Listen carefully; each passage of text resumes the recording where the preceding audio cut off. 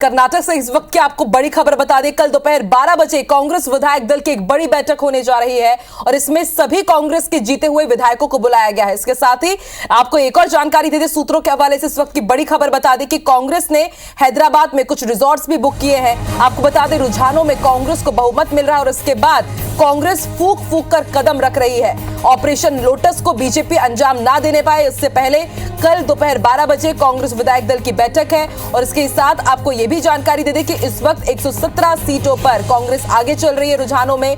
वहीं अगर बीजेपी की बात की जाए तो बीजेपी 72 सीटों पर आगे चल रही है। जेडीएस के पास फिलहाल रुझानों में 27 सीट है और अन्य दल 8 सीटों के साथ।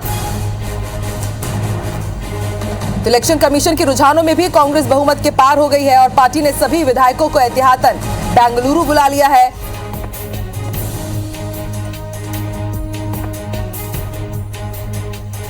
तो कर्नाटक विधानसभा चुनाव के वोटों की गिनती आज सुबह 8 बजे से ही शुरू हो गई है। इलेक्शन कमीशन की अगर बात की जाए तो कांग्रेस 117, भाजपा 71 और जेडीएस 20 और अन्य 7 सीटों पर आगे है। यानी कांग्रेस अभी बहुमत के आंकड़े 113 को पार कर गई है।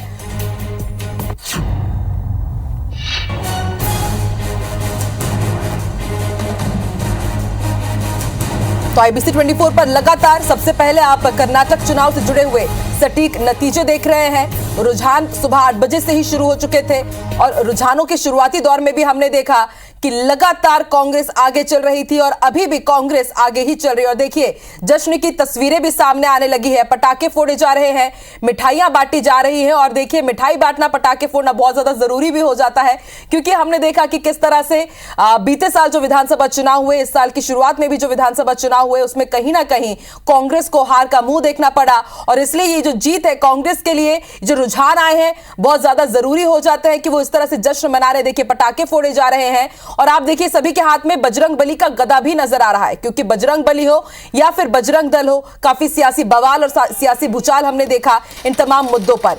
और इस वक्त हमारे साथ इनपुट एडिटर संजय शर्मा जी जुड़ रहे हैं आईबीसी 24 के। संजय जी, बहुत बहुत स्वागत है आपका। और IBC24.in और डिजिटल हेड वरुण सखाजी भी हमारे साथ जुड़ चुके हैं। वरुण जी, आपका भी बहुत बहुत स्वागत है। तो देखिए, आज हम बात कर रहे हैं कर्नाटक के कुरुक्षेत्र के बारे में, लेकिन बहुत ज्यादा जरूरी हो जाता है संजय जी कि मध्य प्रदेश और छत्तीसगढ़ के चुनाव पर इन रिजल्ट्स का कितना असर पड़ेगा, क्योंकि साल के आखिर में मध्य प्रदेश, छत्तीसगढ़, राजस्थान में भी चुनाव। हालांकि बीजेपी वाले यही बोल रहे हैं कि अभी ये रुझान है, नतीजों में अभी टाइम है। आप इसे किस तरह से देख रहे हैं? देखिए आकांक्षा, अभी जो रिजल्ट आ रहे हैं और जिस तरह से दिख रहा है कि कांग्रेस अभी इस समय 118 के आसपास दिखाई दे रहा है, तो हम ये कह सकते हैं कि ये बहुमत, लगभग कांग्रेस बहुमत पे चली गई। ठीक है, हो सकता है कि थोड़ा सा ऊपर नीचे हो और उनको किसी का सपोर्ट लेना पड़ जाए, अन्य लोगों का, ये हो सकता है, लेकिन अभी तो बहुमत में है और दिख तो साफ रहा है कि इन्हीं की सरकार अब बनने वाली है कर्नाटक में। यानी कि कांग्रेस को एक तरह का ऑक्सीजन मिल गया है।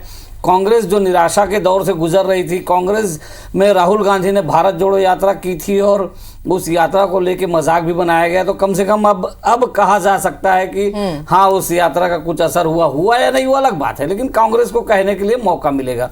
दूसरा, छत्तीसगढ़ और मध्य प्रदेश में हम देखें आने वाले समय में, अब चुनाव यहाँ पर ज्यादा दिन नहीं है और दोनों जगह पर पार्टियां दोनों तैयारी कर रही हैं और ऐसे में कांग्रेस को एक मौका मिल जाने से इन दोनों राज्यों में काफी, उनको कहना चाहिए कि बल मिला है। ठीक है कि वहां का रिजल्ट अलग होता है, बहुत लोकल मुद्दे होते हैं, और लेकिन एक चीज और है, इस रिजल्ट को देख के मुझे लगता है कि कांग्रेस और मध्य प्रदेश और छत्तीसगढ़ में बीजेपी सीखने वाली है, क्योंकि ये रिजल्ट दिख रहे हैं, इससे पता चल रहा है कि जो छत्तीसगढ़ में पिछली बार हुआ था एकदम साफ हो गया था मामला, इसी तरह का यहाँ पर भी दिख रहा है। और ये जो है सिर्फ इससे नहीं होगा कि कोई एंटी इनकम्बेंसी थी इसलिए इतना ही हुआ, नहीं, इसमें ये भी दिख रहा है कि इसमें कर्नाटक के जो लोकल उनके जो कार्यकर्ता थे उनका भी सहयोग है कांग्रेस को जिताने में। ये रिजल्ट देख के मुझे लग रहा है तो अब बीजेपी जो है छत्तीसगढ़ में अलर्ट तो हो ही जाएगी कि अब इस तरह की नौबत फिर ना आए। वही हाल एमपी में होगा और कांग्रेस को एक तरह से यहां से सीखने को एक चीज मिल गया है कि बजरंग दल और बजरंग बली काम नहीं आए बीजेपी के लिए, ये साफ साफ समझ में आ गया है। और आने वाले दिनों में आप देखना कि इसको लेकर अब एक दूसरे तरह की रणनीति कम से कम इन दोनों राज्यों में तो दिखाई देगी। बिल्कुल। और एक बड़ा सवाल ये भी संजय जी कि जिस तरह से घोषणा पत्र में ऐलान किया था कांग्रेस ने कि अगर वो सत्ता में आते हैं तो पीएफआई के साथ ही बजरंग दल पर भी बैन लगाएंगे, और उसके बाद हमने देखा कि देश में एक अलग ही चर्चा का विषय बना रहा और उसका सेंटर हमने मध्य प्रदेश में भी देखा, छत्तीसगढ़ में भी देखा। वरुण जी, मेरा अगला सवाल आपसे है, कर्नाटक के परिदृश्य की अगर बात की जाए तो क्या माना जाए कि बजरंग दल पर जो बैन लगाना, क्या वो कांग्रेस के लिए फायदेमंद साबित हुआ, या जो आखिर में हमने देखा कि पूरा चुनावी तपिश बजरंग बली और बजरंग दल के इर्द गिर्द ही घूमती रही, क्या इसका खामियाजा बीजेपी को उठाना पड़ा है? नहीं, इसको थोड़ा दूसरे ढंग से देखिए आप। कर्नाटक चुनाव में 3 सबसे बड़े मसले थे। एक था बजरंग दल पर बैन का जो घोषणा पत्र में कांग्रेस ने दे दिया, तो एक तो ये मसला था। दूसरा टीपू सुल्तान वाला एक मसला था। टीपू सुल्तान के बारे में ये बताया गया कि उन्होंने 800 से अधिक ब्राह्मणों की हत्या की। वहाँ के एक अयंगर समुदाय है ब्राह्मणों का, वो ये कभी भी दिवाली नहीं मनाता, इसी शोक में ये उसका प्रमाण दिया गया। इसके अलावा एक तीसरा जो उसमें मसला था वो हिजाब था। हिजाब उडुपी से उठता है, उडुपी आरएसएस का गढ़ है, और हिजाब ने जितना कर्नाटक में असर किया होगा या जो कुछ भी करने की कोशिश की है उसका दूसरे हिंदी राज्यों में भी उसका असर हुआ है। अब आता हूं मैं उस पॉइंट पर कि वहां पर बीजेपी और कांग्रेस के बीच में जो डिफरेंस है, मैं थोड़ा सा संजय सर की बात से असहमत हो रहा हूं कि बजरंग दल ने, बीजेपी की वहां जो हालत थी वो बहुत खराब थी। आप 3 महीने पुराने एग्जिट पोल्स सर्वेज देखिए तो उसमें आप देखेंगे कि बीजेपी 60-70 सीट से अधिक लाने की स्थिति में बिल्कुल नहीं दिख रही थी। कई पोल्स में 50 सीट से भी ऊपर नहीं जा रही थी। तो जो बजरंग दल का जो मसला है वो उसने बीजेपी को फायदा दिया है, बहुत स्पष्ट रूप से। सर, मैं आपको यहाँ पर रोकना चाहूंगी, इस वक्त एक बेहद बड़ी खबर बताना बहुत ज्यादा जरूरी हो जाता है। कर्नाटक के कांग्रेस के अध्यक्ष डीके शिव कुमार कनकपुरा सीट से जीत गए हैं, आगे वो चल रहे थे और देखिए रुझान अब नतीजों में भी तब्दील होने लगे हैं। कर्नाटक कांग्रेस के अध्यक्ष डीके शिव कुमार जीत चुके हैं। नागराजू जेडीएस से उनके अपोजिट थे और आर अशोक बीजेपी के कद्दावर नेता थे। इन दोनों को ही पछाड़ते हुए डीके शिव कुमार आगे बढ़ चले हैं। और देखिए सीएम शिवराज सिंह चौहान जब वहां पर चुनाव प्रचार के लिए पहुंचे थे तो उन्होंने कहा था कि एसएमएस इनसे आपको बचना है, और उनमें से एक एस डीके शिव कुमार का भी नाम था। और देखिए जनता ने उस बयान पर बिल्कुल भी ध्यान नहीं दिया है, उन्हें यहां पर उन्होंने जिता दिया है। और अरुण साव बीजेपी के प्रदेश अध्यक्ष इस वक्त आईबीसी 24 के साथ जुड़ रहे हैं। बहुत बहुत स्वागत है अरुण जी आपका आईबीसी 24 पर। अरुण जी, देखिए डीके शिव कुमार जी ने वहां पर जीत हासिल कर ली है, कांग्रेस के प्रदेश अध्यक्ष। किस तरह से आप इस जीत को देख रहे हैं? और रुझानों की अगर बात की जाए तो 121 सीटों पर अभी आगे चल रही है सर कांग्रेस, किस तरह से आप देख रहे हैं इन रुझानों को?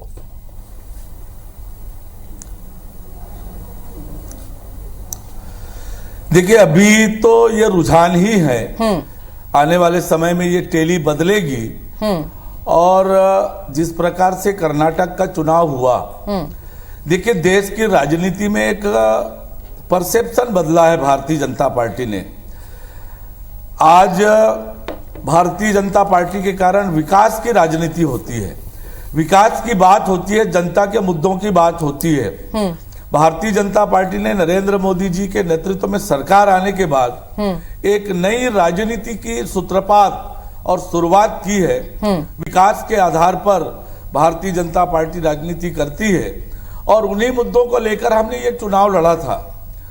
और निश्चित रूप से कर्नाटक की जनता जिस प्रकार से ये अभी रुझान है, मुझे लगता है कि ये टेली बदलेगी और भारतीय जनता पार्टी को अच्छी खासी सीटें मिलेगी। ठीक है, संजय शर्मा जी आप कुछ बोलना चाहेंगे? देखिए साहु जी, मैं संजय शर्मा बोल रहा हूं। ये टेली बदलेगी इसकी उम्मीद आपको अभी भी है, ये आश्चर्य की बात है, क्योंकि ऐसी टेली बदलती नहीं है। हम लोगों ने इतने सालों में ये सीखा है कि ये बहुत कोई चमत्कार हो जाए, बजरंगबली आपके लिए कुछ कर जाए तो बात अलग है, बाकी ये टेली बदलने वाली तो नहीं है जो हमें जो लग रहा है।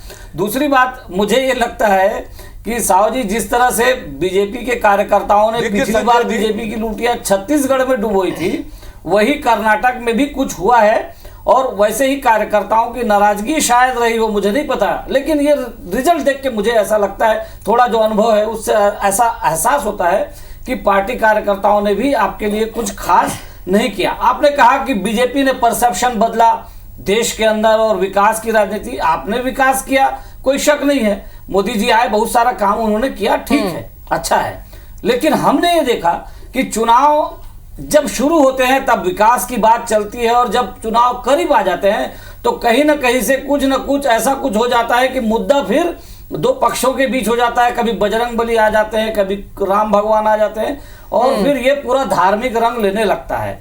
तो आपने चुनाव ठीक किया कि आपने विकास से शुरुआत की लड़ने की, लेकिन चुनाव खत्म होने के ठीक पहले आप भगवान पे उतर गए थे, बजरंग बली पे उतर गए थे। तो इस बारे में भी बात करिए कि ये किस तरह का परसेप्शन आप लोग क्रिएट करने वाले हैं। इसमें एक चीज तो है कि ये ठीक है कि कांग्रेस ने भी जल्दी से अपनी गलती सुधार ली थी।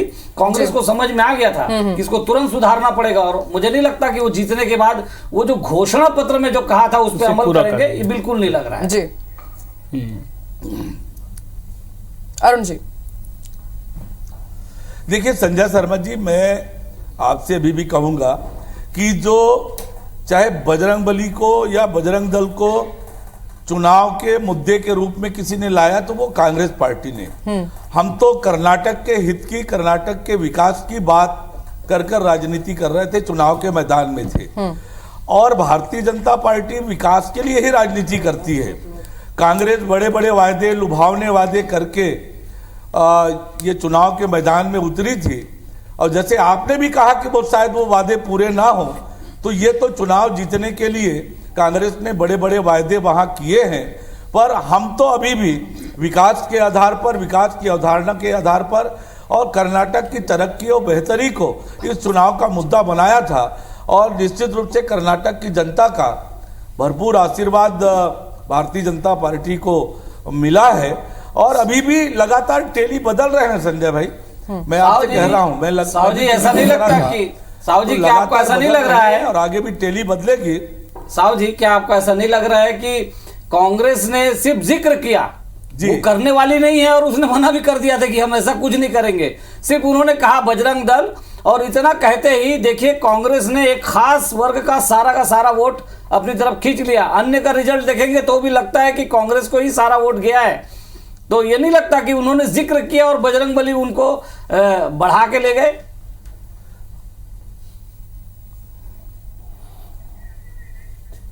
हाँ संजय भाई, केवल जिक्र नहीं किया, उन्होंने घोषणा पत्र में ये बात कही, घोषणा पत्र में ये बात कहा, कहीं पर भाषण में विड्रॉ किया, ऐसा विषय नहीं था। घोषणा पत्र में ये विषय आया, और इसके कारण से ठीक है जी। अरुण, हमारे साथ वरुण सखा जी भी जुड़े हुए हैं। वरुण जी, आप कुछ सवाल पूछना चाहे अरुण साहब जी से? मैं अरुण जी से एक बात पूछना चाहता हूं जी। अरुण जी, कर्नाटक चुनाव से क्या आप ये सीख लेंगे कि छत्तीसगढ़ के चुनाव को किसी धर्म से पर सेंट्रिक नहीं करेंगे, किसी तरह के सेंसिटिव ऐसे इश्यूज नहीं उठाएंगे? जो वहां फ्लॉप शो हुआ है भाजपा का कि आपकी सरकार, आपको डेवलपमेंट के काम बताने चाहिए थे, आप उठा करके धर्म के मसलों पर लेकर पूरे चुनाव को लेकर जा रहे थे। सत्ता में रहते हुए तो कम से कम ऐसा मत कीजिए ना अरुण जी। क्या छत्तीसगढ़ में भी ऐसा कुछ सीखेंगे आप इससे?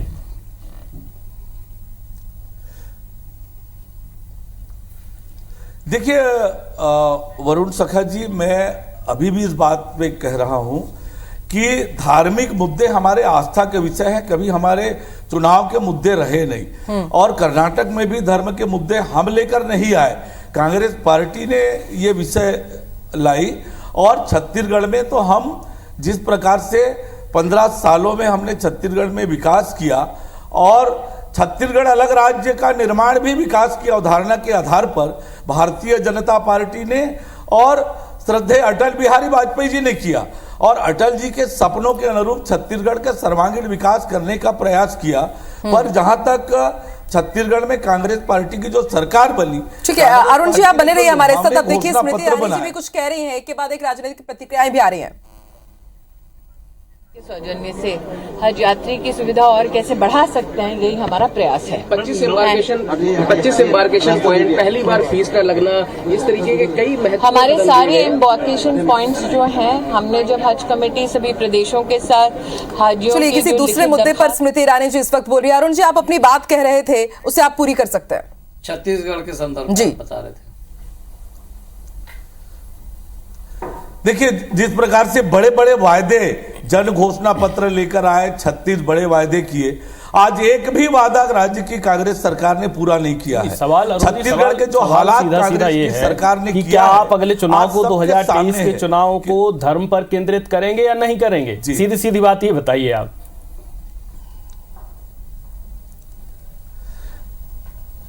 देखिए मैंने स्पष्ट कहा कि धार्मिक जो मामले हैं, धर्म जो है हमारे आस्था का विषय है। विकास ही हमारा मुख्य मुद्दा होगा।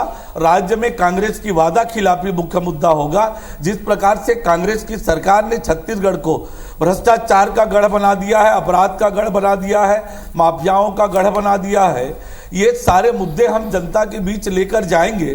15 सालों में जो हमने जनता के लिए काम किए, आप छत्तीसगढ़ में हर क्षेत्र में विकास किया। प्राइमरी स्कूल कॉलेज हॉस्पिटल बनाए, बड़े बड़े संस्थान बनाए, सड़क पुल पुलिया बनाए। इन विकास के मुद्दों को लेकर जाएंगे। आज छत्तीसगढ़ में विकास पूरी तरह से बंद है। न किसी शहर में कोई विकास के काम हो रहा है, न गांव में। यदि जो थोड़े मोड़े काम हो रहे हैं, लेकिन अरुण जी, लेकिन कर्नाटक में तो जो छत्तीसगढ़ मॉडल के साथ आगे आई है कांग्रेस, जब सीएम भूपेश बघेल भी प्रचार प्रसार वहां पर कर रहे थे, छत्तीसगढ़ मॉडल पर काफी फोकस किया गया। वहां तो जनता ने उसे अप्रूव कर दिया है, वायदों को अप्रूव किया है। छत्तीसगढ़ का विकास का मॉडल जो भूपेश बघेल जी प्रस्तुत करते हैं, वो धरातल पर कहीं नहीं है, कागज में है, कांग्रेस नेताओं की जुबान पर है। आज गौठानों के हालात जाकर देखें, कहां पर है वो योजना नरवा गरवा घुरवा बारी, कहां पर गोबर की खरीदी हो रही है, कहां पर गोबर से लोगों को आय हो रहा है। आज छत्तीसगढ़ विकास के लिए तरस रहा है। इस सरकार ने एक प्राइमरी स्कूल नहीं बनाया। 4.5 साल में नया प्राइमरी स्कूल खोल नहीं पाई है ये सरकार। एक प्राथमिक स्वास्थ्य केंद्र ये सरकार नहीं बना पाई है। तो ये छत्तीसगढ़ के मॉडल कह के ये छत्तीसगढ़ के लोग भूपेश बघेल जी के मॉडल को पूरी तरह से समझ गए हैं, और इसलिए छत्तीसगढ़ में आज कांग्रेस के खिलाफ आक्रोश है। आज छत्तीसगढ़ को जिस प्रकार से भ्रष्टाचार की आगोश में झोंपा है इन्होंने, किस प्रकार से छत्तीसगढ़ की गरीब जनता की गाढ़ी कमाई का पैसा लूटने का काम, अभी जो बड़ा घोटाला उजागर हुआ, शराब घोटाला, 2000 करोड़ रुपए से अधिक का शराब घोटाला, किस प्रकार से कच्ची नकली शराब, देसी शराब जी, कर्नाटक के मुद्दे से आप कुछ सीखेंगे यहाँ, ये सवाल था आपसे। घोटाला तो ठीक है, आप खाली कर्नाटक से कुछ नहीं सीखेंगे। आपको लगता है कि खाली भूपेश बघेल जी की सरकार ने कोई वादा पूरा नहीं किया इसलिए जनता हरा देगी?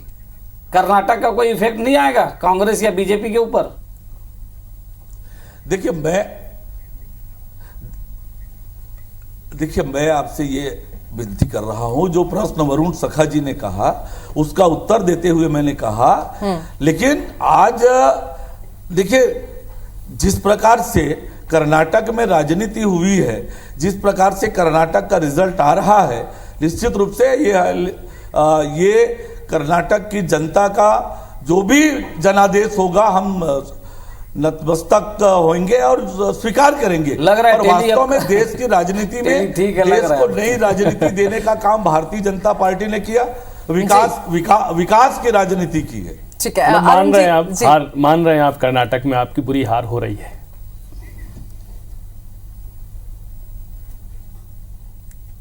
चलिए, शुरुआत में अरुण जी कह रहे थे कि देखिए टैली के जो रुझान है वो बदल सकते हैं, लेकिन आखिर में उन्होंने माना है कि जनता का जो भी जनादेश होगा वो पूरी तरह से उसका आदर करते हैं।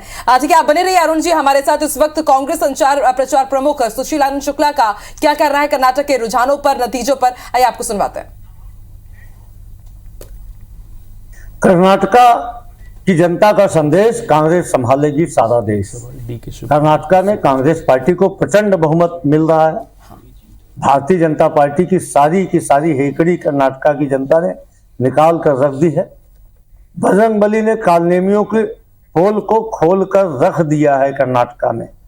बजरंगबली के नाम का दुरुपयोग करने वाली भारतीय जनता पार्टी कर्नाटका में धूल चाटने को मजबूर हो गई है। कर्नाटका से शुरुआत हुई है, मध्य प्रदेश, छत्तीसगढ़ और राजस्थान में इसकी पुनरावृत्ति होने वाली है। पूरे देश में कांग्रेस पार्टी की सरकार एक बार फिर से आएगी, फिर से देश में एक बार भाईचारा, अमन और शांति का संदेश। देखिए अरुण जी, सुशील जी भी यही कह रहे हैं कि बजरंगबली के नाम का दुरुपयोग किया, और जो कर्नाटक में अभी हो रहा है यही अब रिपीट होगा, चाहे वो छत्तीसगढ़ हो, राजस्थान हो या फिर मध्य प्रदेश हो।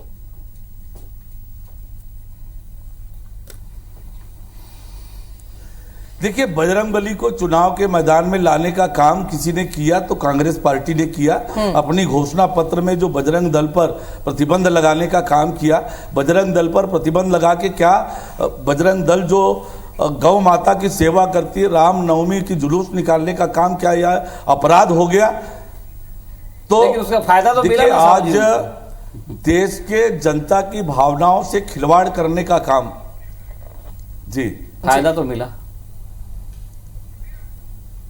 चलिए अरुण जी, आप हमारे साथ जुड़े और आपने बेहद बारीकी से बात रखी कि अब बीजेपी आगे क्या करेगा। जरूर इसकी समीक्षा करने की बहुत ज्यादा जरूरत तो है ही। बहुत बहुत शुक्रिया अरुण साहू जी हमारे साथ जुड़ने के लिए। और देखिए, अब हमारे साथ भोपाल से संवाददाता नवीन जुड़ चुके हैं और उनके साथ पूर्व मंत्री उमंग सिंघार बैठे हैं, जिन्हें कर्नाटक चुनाव में मध्य प्रदेश कांग्रेस की तरफ से बेहद अहम जिम्मेदारी सौंपी थी। नवीन, सीधे बात कीजिए उमंग सिंघार से, और हमारे साथ भी एक बड़ा पैनल यहाँ पर मौजूद है। आप पूछते जाइए उनसे प्रश्न और फिर आगे संजय जी और वरुण जी भी जरूर कंटिन्यू करेंगे।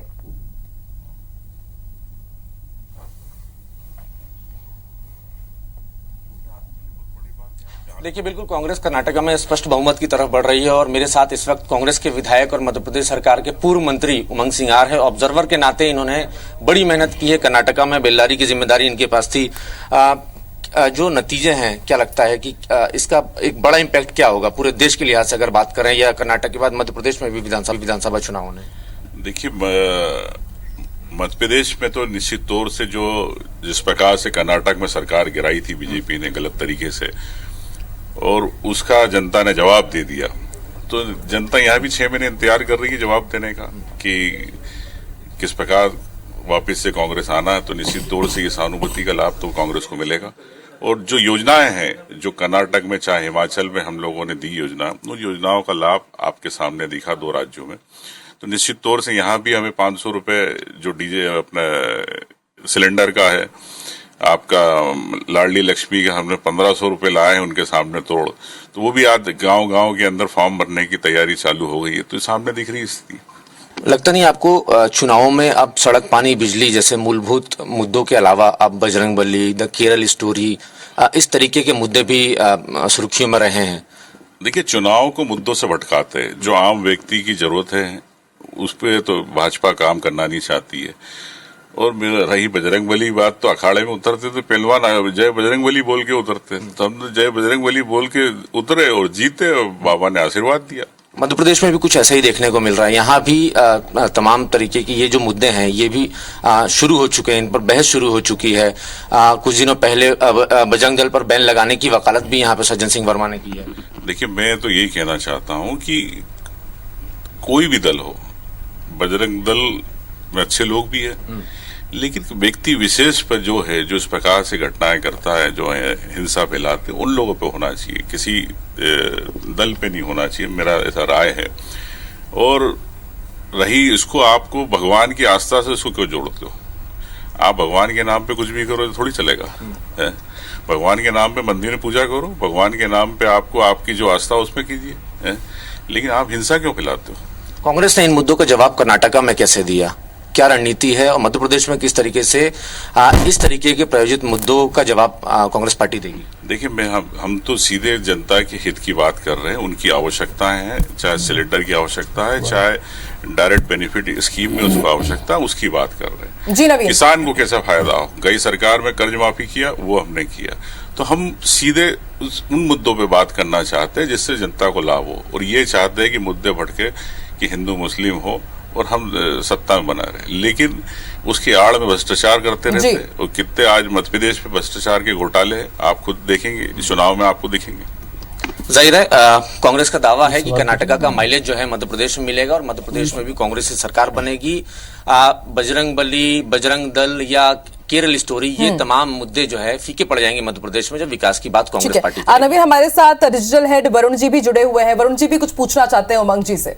नवीन, उमंग जी से पूछिए कि बजरंग दल पर बैन को एक तरह से कर्नाटक के 5.5 करोड़ मतदाताओं ने एंडोर्स किया है और मध्य प्रदेश में भी कमोबेश इतने ही मतदाता हैं। मध्य प्रदेश भी उसी प्रकृति का राज्य है।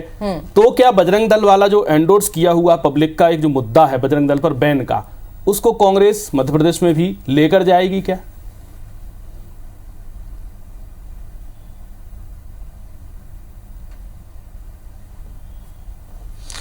बजरंग दल पर बैन की वकालत, जैसे मैंने अभी कहा आपको, कर्नाटका में भी ये दावा किया गया था कि बजरंग दल पर बैन लगाया जाएगा। पीएफआई से भी तुलना उसकी की गई थी। मध्य प्रदेश में भी अब ये चर्चा शुरू हो गई है।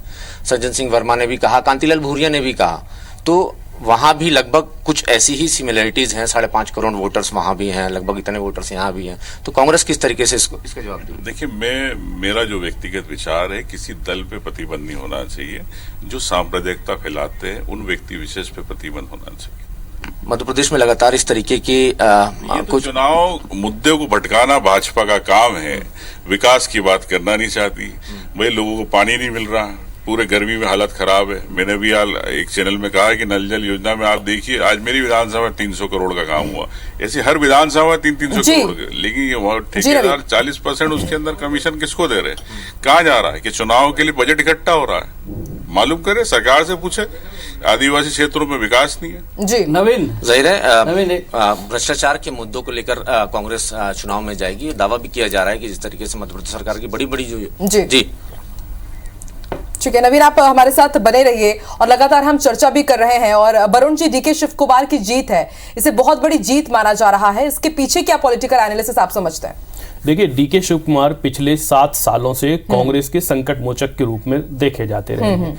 चाहे वो गुजरात में अहमद पटेल का चुनाव रहा हो, चाहे 2018 में सरकार के विधायकों को रोकने की प्रक्रिया रही हो, जो चेंज हो रहा था, और भी तमाम जब भी ऐसे कर्नाटक या कांग्रेस पर, राष्ट्रीय कांग्रेस पर भी संकट आए हैं, तो डीके शिव कुमार ने अहम भूमिका निभाई है। Point 1। Point 2, DK Shiva Kumar जो हैं अपनी सीट से, कनकपुरा से, इतने बड़े मार्जिन से जीते हैं कि इतिहास रचा है। क्योंकि इसमें करीब 70,000 वोट पड़े, जिनमें 50,000 से अधिक वोट उनको मिले। जो बीजेपी के प्रत्याशी हैं उसकी जमानत जब्त है, सिर्फ बीजेपी की नहीं, बाकी जितने करीब उस पे 11-12 प्रत्याशी और थे जिनकी सबकी जमानत जब्त है। तो अपने आप में ये बड़ा चुनाव है। डीके शिव कुमार एक प्रभावशाली कांग्रेस के नेता हैं, संकट मोचक है ही वो। तो अब अगली जो हम अगली खबर की तरफ बढ़ना चाहिए, मीडिया को भी और कांग्रेस भी जिस तरह से बढ़ेगी, और जनता के मन में भी जो जिज्ञासा है वो ये है कि अब जीत तो लगभग तय है, अब जीत के बाद सरताज कौन? बिल्कुल। और देखिए, एक बार फिर से बीजेपी के प्रदेश अध्यक्ष अरुण साहू जी हमारे साथ जुड़ चुके हैं। अरुण जी, देखिए, बसवराज बंबई जी ने जीत हासिल कर ली है शिगांव से, लेकिन डीके शिव कुमार ने भी काफी बड़े मार्जिन के साथ जीत हासिल की है। और एक समय था जब कहा जा रहा था कि शायद शिव कुमार जी अपनी साख ही ना बचा पाए, लेकिन ना सिर्फ उन्होंने अपनी साख बचाई है बल्कि कांग्रेस की भी साख बचाई। और एक कहीं ना कहीं हमें कहना गलत नहीं होगा कि जान फूकने का काम करेगी कांग्रेस की ये जीत, ना सिर्फ कर्नाटक में बल्कि पूरे देश में भी।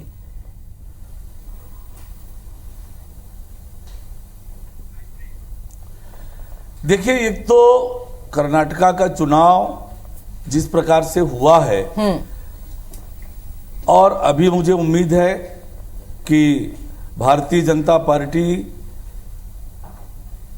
की सीटें अभी बढ़ेगी। बहुत थोड़े मार्जिन से अनेक सीटों में अभी बढ़त है, अंतर बहुत कम वोटों का है। तो भारतीय जनता पार्टी का प्रदर्शन और अच्छा होगा, ये मुझे पूरा उम्मीद है। ये साहू जी, क्या खाली कर्नाटक की जो स्थिति है उसको देखने के बाद आप लोगों को नहीं लगता कि अब छत्तीसगढ़ और मध्य प्रदेश में कम से कम एक प्रॉपर एक रणनीति बनाने की जरूरत होगी आप लोगों को? क्योंकि वो जीत कांग्रेस को उत्साहित करेगी, और उत्साहित ही नहीं करेगी बल्कि उसको एक राह दिखा चुकी है ये जीत कि उसको किस तरह से बढ़ना है बीजेपी के तमाम विकास और दूसरे सारे मुद्दों के बीच भी। ये ठीक है कि लोकसभा में हो सकता है आपको थोड़ा अलग मुद्दे रहते हैं उसमें, और उसमें आपने देखा कि छत्तीसगढ़ में कांग्रेस जीती लेकिन लोकसभा में तुरंत कांग्रेस हार गई थी, वो ठीक है। तो वो अभी तो जब छत्तीसगढ़ का चुनाव आपके सामने होगा तो आपको नहीं लगता कि अब एक नए सिरे से विचार विमर्श की जरूरत है आपको?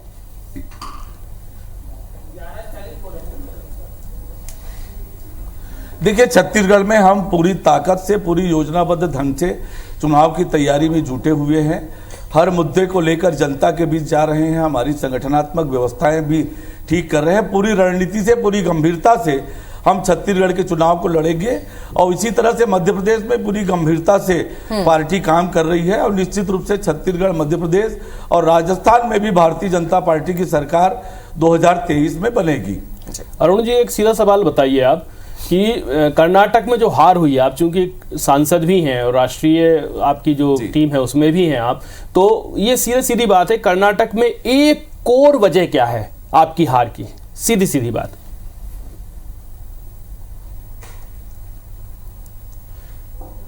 देखिए, मैं अभी भी इस बात को कहूंगा कि अभी थोड़ा समय है, थोड़े वोटों से अंतर है। तो भारतीय जनता पार्टी की टेली अच्छी होगी और टेली बनेगी। अंतर कुछ नहीं है, बड़ा फासला क्रिएट हो गया है। 44% के लगभग पहुंच गई है कांग्रेस और 36% पे आप अटके हुए हैं। मान लीजिए सीट आ गए हैं, बल्कि जो वोट परसेंट है वो भी काफी कम है बीजेपी का। 36% पे अटके हैं आप। 73 और 118 जो अभी हमारे स्क्रीन पे हमें दिखाई दे रहा है, अब इसको कैसे पाटेंगे साहू जी? ये कुछ ज्यादा नहीं है ये अंतर। जी जी, देखिए जब अभी थोड़ा हम और इंतजार करेंगे चुनाव के परिणाम पर प्रतिक्रिया देने के लिए। पर ये मैं कहूंगा कि भारतीय जनता पार्टी ने देश के राजनीति में एक विकास की राजनीति, सुचिता की राजनीति ये देश में स्थापित किया है और उसी पर राजनीति करेंगे। और छत्तीसगढ़ और मध्य प्रदेश में, राजस्थान में पूरी रणनीति के साथ योजनाबद्ध तरीके से, प्रॉपर तरीके से हम चुनाव की तैयारी में जुटे हैं। हाँ, ताकि उन तीनों राज्यों में भी हमारी सरकार, यानी वरुण इन्होंने मान लिया कि अब अगली बार विकास के नाम पे बात करेंगे। छत्तीसगढ़ मध्य प्रदेश में विकास ही मुद्दा होगा, बजरंग दल मुद्दा नहीं होगा। ये समझ गया अभी। और अरुण जी कहीं ना कहीं मुझे लगता है कि बीजेपी ने मैं आपको रोकना चाहूंगी अरुण जी, पीसीसी चीफ मध्य प्रदेश के कमलनाथ कुछ कह रहे हैं, वो सुन लेते हैं, फिर मैं दोबारा आपके पास वापस आती हूँ।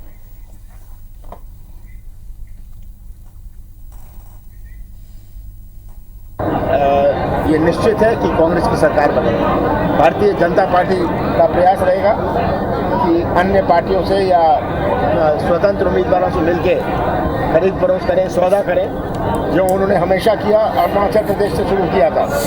ये सौदे की राजनीति की शुरुआत जो इन्होंने करी अरुणाचल प्रदेश से, ये अभी तक खत्म नहीं हुई है।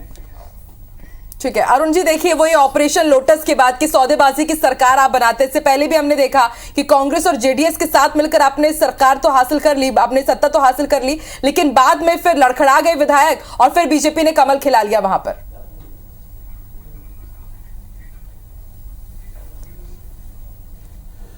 देखिए प्रदेश की राजनीतिक परिस्थितियों के कारण लोग यदि स्थिर सरकार, अच्छी सरकार चाहते हुए भारतीय जनता पार्टी से जुड़ते हैं तो ये तो अच्छी बात है। लेकिन मैं आपसे कहूंगा कि नरेंद्र मोदी जी के नेतृत्व में देश में सरकार बनने के बाद देश में विकास की राजनीति की शुरुआत हुई है। आम लोगों के जीवन में परिवर्तन लाने का काम प्रदेश में, देश में विकास के अवधारणा को लेकर, विकास के लिए राजनीति, ये देश में शुरुआत हुई है और उसी राजनीति की प्रक्रिया को आगे बढ़ाएंगे। और जिस प्रकार से भारतीय जनता पार्टी की केंद्र सरकार ने जो राजनीति की है, पूरे देश भर में विकास को फैलाया है। ठीक है अरुण जी, आप बने रहिए हमारे साथ और देखिए जश्न की तस्वीरें सामने आने लगी है। सीएम भूपेश बघेल किस तरह से लड्डू खिला रहे हैं, मिठाइयां खिला करके अपनी खुशी बयां कर रहे हैं। देखिए संजय जी, देखिए जिसका इंतजार था, कांग्रेस खुशियां मनाने लगी। हालांकि अरुण जी अभी भी कह रहे हैं कि अभी उन्हें पूरा भरोसा है कि ये जो रुझान है नतीजों में तब्दील नहीं होंगे, अच्छे खासे जो सीट्स हैं वो अभी भी बीजेपी के पाले में ही आएंगे। देखिए अभी कुछ मीडिया से भी संबोधित जरूर करेंगे और उससे पहले हर एक देखिए IBC 24 के जो रिपोर्टर है सौरभ सिंह परिहार, उन्हें भी मिठाई खिला रहे हैं वो और बधाई दे रहे हैं। और जितने भी वहां पर इस वक्त मीडिया कर्मी पहुंचे सभी को वो लड्डू खिला करके कर्नाटक में जो जीत की तरफ आगे बढ़ रही है कांग्रेस, उसकी खुशियां मना रहे हैं। एक्सक्लूसिव तस्वीरें, सबसे पहली तस्वीरें आप IBC 24 पर देख रहे हैं। तो देखिए कर्नाटक चुनाव के बाद सबका फोकस होने जा रहा है राजस्थान, मध्य प्रदेश और छत्तीसगढ़ और ठीक उसके बाद 2024 में लोकसभा चुनाव। और देखिए जीत की तस्वीरें, जश्न की तस्वीरें। मुख्यमंत्री भूपेश बघेल ने जश्न की शुरुआत कर दी है और कहना गलत नहीं होगा कि इस बार कवासी लखमा जो पहुंचे हुए थे सीनियर ऑब्जर्वर के तौर पर, ताबड़तोड़ प्रचार प्रसार उन्होंने किया। सीएम भूपेश बघेल ने भी वहां पर महत्वपूर्ण जिम्मेदारी निभाई और उसके बाद देखिए अब रुझान आने लगे हैं। रुझान अब नतीजों में भी तब्दील हो रहे हैं। डीके शिव कुमार ने तो अपनी सीट पक्की कर ली है, वो तो जीत चुके हैं। बसवराज बम्बई जो कि मुख्यमंत्री रहे कर्नाटक के, वो भी जीत चुके अपनी सीट से। लेकिन कांग्रेस के लिए आज का दिन बेहद खुशी भरा दिन, ऐतिहासिक दिन, क्योंकि कांग्रेस 117 सीटों पर इस वक्त रुझानों में आगे चल रही है और अब वो मीडिया से मुखातिब हो रहे हैं। आइए सुनते हैं। पहले हिमाचल प्रदेश जीते और उसके बाद कर्नाटक जीते। हिमालय से लेकर अब समुद्र तक कांग्रेस ने सफलता हासिल की है। और जो कांग्रेस मुक्त भारत की बात करते थे, अब दक्षिण भारत में भारतीय जनता पार्टी मुक्त हो चुकी है। भारतीय जनता पार्टी लगातार, उनको ये एहसास हो गया था कि कर्नाटक में हारने वाले हैं और यही कारण है कि मोदी जी की जगह सारे टेलीविज़न में नड्डा जी का फोटो लगने लग गया है। दूसरी बात ये है कि भारतीय जनता पार्टी के लोग फिर मोदी की जगह योगी योगी करने लगे, बुलडोजर की बात करने लगे।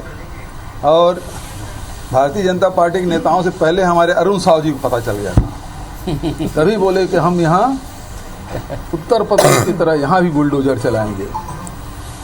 तो उनको पता है कि अब मोदी जी का जादू समाप्त हो गया है, तभी अरुण साहु जी लगातार योगी योगी करने लगे थे, बुलडोजर की बात करने लगे थे। तो आज जो सफलता मिली उसमें हमारे राष्ट्रीय अध्यक्ष खड़गे जी, पूर्व अध्यक्ष सोनिया जी, पूर्व अध्यक्ष राहुल जी, प्रियंका जी, सबको बधाई। साथ ही जो स्टेट लीडरशिप है उनको भी बधाई, और वहाँ के जो कार्यकर्ता हैं उनको भी बहुत बधाई कि ऐसे समय में जब धार्मिक ध्रुवीकरण करने की कोशिश लगातार भारतीय जनता पार्टी के लोग कर रहे हैं, कर्नाटक की जनता ने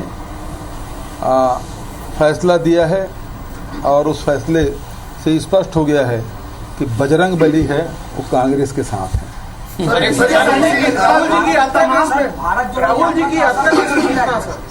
मैं उस यात्रा में था और कर्नाटक में था, बेल्लारी सभा में था, उसी समय से लग गया था राहुल जी के साथ पद यात्रा वगैरह करते। लोगों के जो झुकाव है वो कांग्रेस पार्टी की तरफ है और भारतीय जनता पार्टी से उनका मोह भंग हो चुका है। सर, इस रणनीतिकार के रूप में उभरे हैं आप, तो घोषणा पत्र को कितना मानते हैं कि घोषणा पत्र का कितना प्रभाव पड़ा है? दूसरा, उसमें ओपीएस जो लागू वहाँ पे भी करने की बात कांग्रेस ने कही, इसका कितना प्रभाव पड़ा? देखिए, जो रणनीति है एक हिस्सा है, घोषणा पत्र दूसरा हिस्सा है, कार्यकर्ताओं की जो ताकत है उसका मनोबल है वो तीसरा हिस्सा है। तो ये 3-4 एक साथ करेंगे सभी को तो फिर वो सफलता मिलती है। सर, रिफ्लेक्शन किस तरह से देखने मिलेगा सर? मध्य प्रदेश इसका रिफ्लेक्शन किस तरह से देखने? देखिए, एक उपचुनाव जो होता है और उसके रिजल्ट से पूरे देश के कार्यकर्ताओं का मनोबल बढ़ता गिरता है। ये तो एक बहुत बड़ा राज्य है जहाँ 224 विधानसभा है, वहाँ भारतीय जनता पार्टी की सरकार थी, उसको हम लोग छीने। उसके पहले हिमाचल प्रदेश में भारतीय जनता पार्टी सरकार थी, उसको हम लोग छीने। तो निश्चित रूप से इससे कार्यकर्ताओं के मनोबल में वृद्धि होगी और आत्मविश्वास बढ़ेगा और जो हम मुद्दे लेकर जनता के बीच में जा रहे हैं उसे जनता अपना रही है। सर, जो 40% कमीशन की बात आप लोगों ने की, भ्रष्टाचार एक बड़ा मुद्दा बना कर्नाटक के भीतर में। राहुल गांधी जी कह रहे थे इसी बात को, आप लोगों ने जो बहुत जोर देकर किया, तो क्या जनता ने इस मुद्दे पर भी वोट किया है? और कांग्रेस के साथ अब वो एनालिसिस वाले करेंगे निश्चित रूप से, लेकिन वो बड़ा मुद्दा कांग्रेस ने बनाया था। एक तो महंगाई है, बेरोजगारी है और 40% कमीशन, और वो भारतीय जनता पार्टी कार्यकर्ता उस बात को लेकर आत्महत्या कर रहे हैं। उसके विधायक यहाँ 6-6 करोड़ रुपया मिल रहा है। तो ये भ्रष्टाचार तो अपने आप में